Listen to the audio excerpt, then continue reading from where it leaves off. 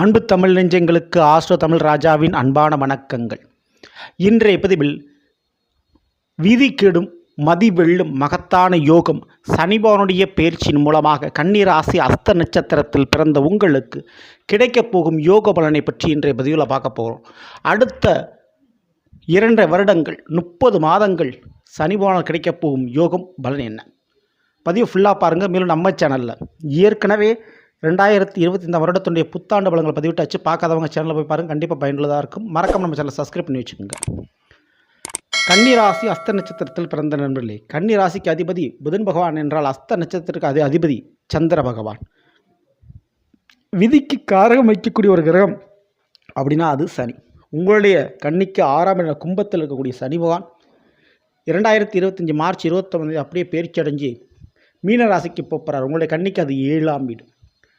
கன்னிக்கு 5ஆவது வீடான மகரத்திற்கு 6ஆம் இட கும்பத்திற்கும் அதிபதியாக இருக்கக்கூடியவர் 7ஆம் வீட்டில் போய் அமர்றார்.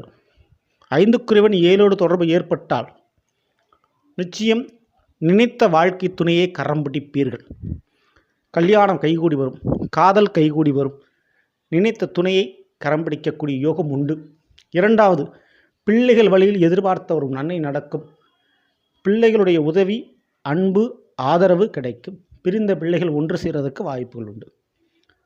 உயர்கல்வி அல்லது கற்ற கலை உங்களுக்கு காசு பணமாக மாறும். இந்த மாதிரி வாய்ப்பு உண்டு.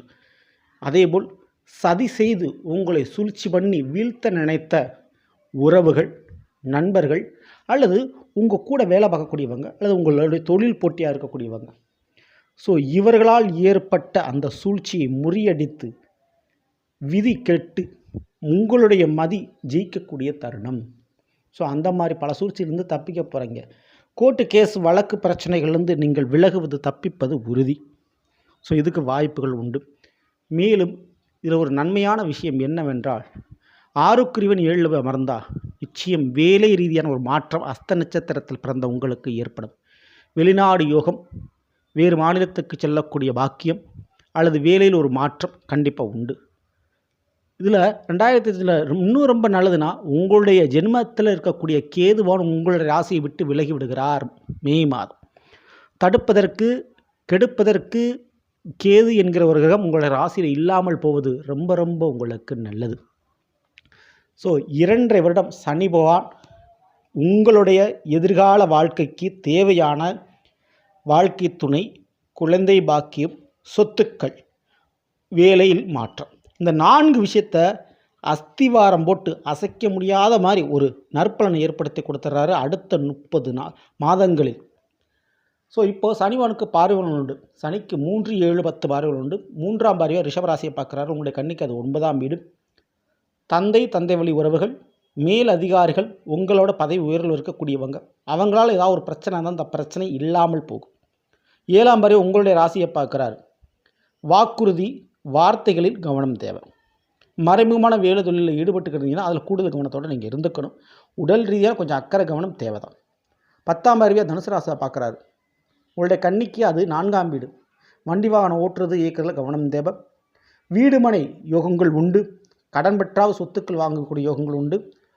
பெண்கள் பூப்படைவது, திருமண யோகங்கள் பெறுவது போன்ற சுபகாரியங்கள் நடக்கும். தாயினுடைய உடல்நிலையில் கவனம் அக்கறை தேவை. மற்றபடி நீங்கள் பயப்படாமல் இருக்கலாம். இந்த 7இல் இருக்கக்கூடிய சனிவான் மூலமாக கன்னிராசியில் பிறந்த அஸ்த நட்சத்திரத்தில் பிறந்த நீங்கள் செய்யக்கூடிய ஒரே ஒரு வழிபாடு கண்டிப்பாக அரச மர வழிபாடு. அது அரச மரத்தோடு இருக்கக்கூடிய விநாயகர். அந்த விநாயகருக்கு சங்கடகர சதுர்த்தி என்று வழிபாடுகள் செய்வது ரொம்ப ரொம்ப நல்லது. குறிப்பாக தயிர் அபிஷேகம் செய்வது ரொம்ப ரொம்ப நல்லது. 7இல் சனிவனுடைய பார்வை. அப்போது சனிவனுடைய வழிபாடு நீங்கள் செஞ்சுக்க வேண்டியது அவசியமாக இங்கே இருக்கிறது. முடிந்தளவு ஊனமானவர்களுக்கு உதவி பண்ணுங்கள். அமாவாசை மற்றும் சனிக்கிழமை என்று காக்கைக்கு உணவு இடுவது ரொம்ப ரொம்ப நல்லது. இதை மட்டும் ஃபாலோ பண்ணுங்கள். மற்றபடி நீங்கள் பயப்படாமல் இருக்கலாம். இந்த பதிவு பிடிச்சிருந்த லைக் பண்ணுங்கள் மற்றும் ஷேர் பண்ணுங்கள். மறக்காமல் நம்ம சேனலை சப்ஸ்கிரைப் பண்ணி வச்சுக்கோங்க. அடுத்த விழுந்திருக்கும். நன்றி, வணக்கம். அன்பு தமிழ் நெஞ்சங்களுக்கு ஆஸ்ட்ரோ தமிழ் ராஜாவின் அன்பான வணக்கங்கள்.